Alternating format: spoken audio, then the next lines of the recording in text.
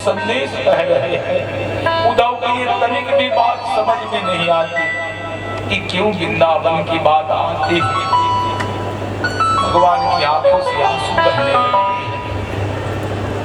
उद्धव जी ने कहा कि प्रभु आप स्वामी हो, मैं सेवक हूँ, मैं रथ में बैठा हूँ और आप जो हो नंगे पांव संदेश कह रहे हैं। क्या किसी राजा का नंगे पांव दौड़ दौड़ कर जो है संदेश कहना शोभा बन रहेगा क्या? आप तनिक भी चिंता ना करें प्रभु, आप वापस लौट जाए, मैं आपकी सभी संदेश जाकर सबको सुनाऊंगा। रथ आगे बढ़ी भाई। भगवान श्री कृष्ण एक टक रथ को देखते रह गए कि रथ आगे निकल गए। अब आओ, अब वृंदावन की भी बात सुनो भाई। माता यशोदा और नंद बाबा रोज आंगन में बैठकर अपने पुत्र को जो याद किया करते थे और आंसू बहाया करते थे। नंद बाबा और यशोदा माई ने ये संकल्प ले लिया है कि जब तक हमारा पुत्र जो है वापस लौट कर नहीं आएगा तब तक हम कुछ खाएंगे नहीं, पिएंगे नहीं।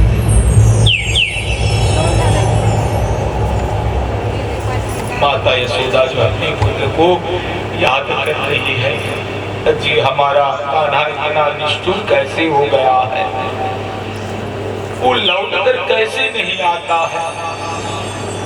मैं इतना रोया करती हूँ, पहले तो मेरी एक आंसू पोंछने के लिए वो दौड़े चले आया करते थे, लेकिन वो इतना निष्ठुर कैसे हुआ। मैं इतना रोती हूँ लेकिन उसे मेरी याद क्यों नहीं आती।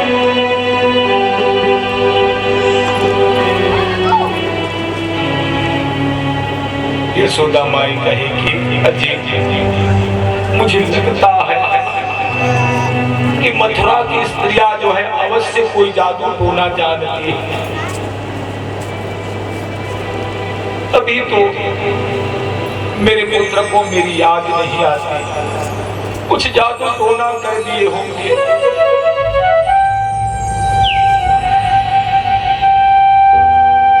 फिर माता यशोदा कही जी वो ऐसा थोड़ी सोचता होगा कि मैं वृंदावन जाऊंगा तो माई बाबा फिर मुझे जो है कमरिया लकड़िया जो है लकड़ी हाथ में पकड़ा कर जो है धेनु चराने के लिए भेज देंगे। माता यशोदा अपने स्वामी से लड़ने लग गई, तुम ही भेजा करते थे मेरे पुत्र को, आज तुम्हारे कारण से मेरा पुत्र जो है वापस वृंदावन लौट कर नहीं आ रहा।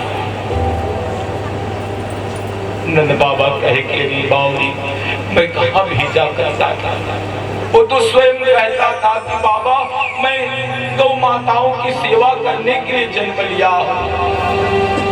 आज तो मुझे गौशाला जाने की इच्छा नहीं होती।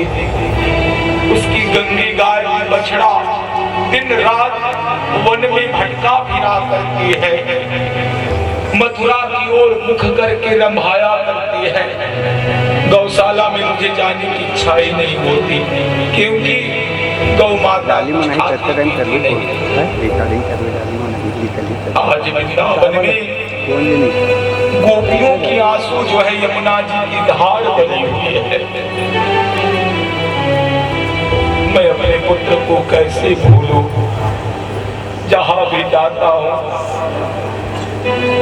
वन क्षेत्र में जाऊं तो धेनु चराते हुए मुझे वो दिखाई देता है। यमुना जी में जाऊं तो कदम के पेड़ पर बैठी बांसुरी बजाते हुए मुझे दिखता है। गिरिराज में जाऊं तो अपने छोटे उंगली में गिरिराज को उठाए मुझे नजर आता। मैं कैसे अपने पुत्र को